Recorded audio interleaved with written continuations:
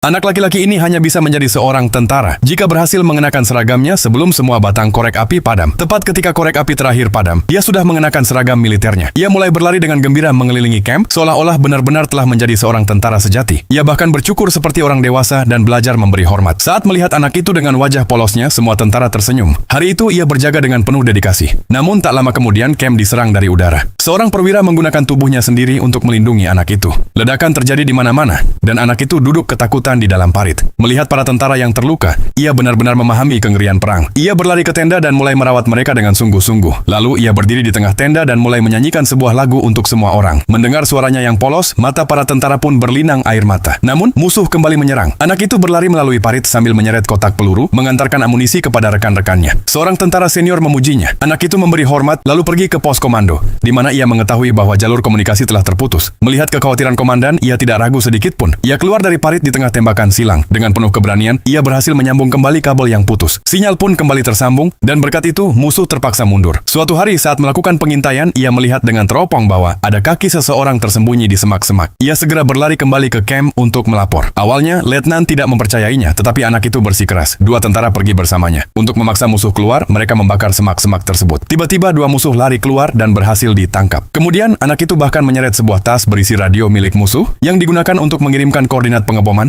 Sekali lagi, anak itu bertindak dengan berani, tetapi tidak pernah menyombongkan diri. Sebaliknya, ia dengan rendah hati meminta menjadi pengantar pesan agar bisa menyampaikan surat kepada para tentara. Semua orang menyayangi anak manis ini. Seorang tentara bahkan menari untuknya. Namun keesokan harinya saat anak itu kembali dengan lebih banyak surat, tentara itu sudah tiada. Anak itu melepas topinya dengan diam, lalu pergi dengan hati yang hancur. Nama anak ini adalah Sergei Aleshkov, tentara termuda dalam sejarah. Setelah perang berakhir, ia dianugerahi medali pahlawan.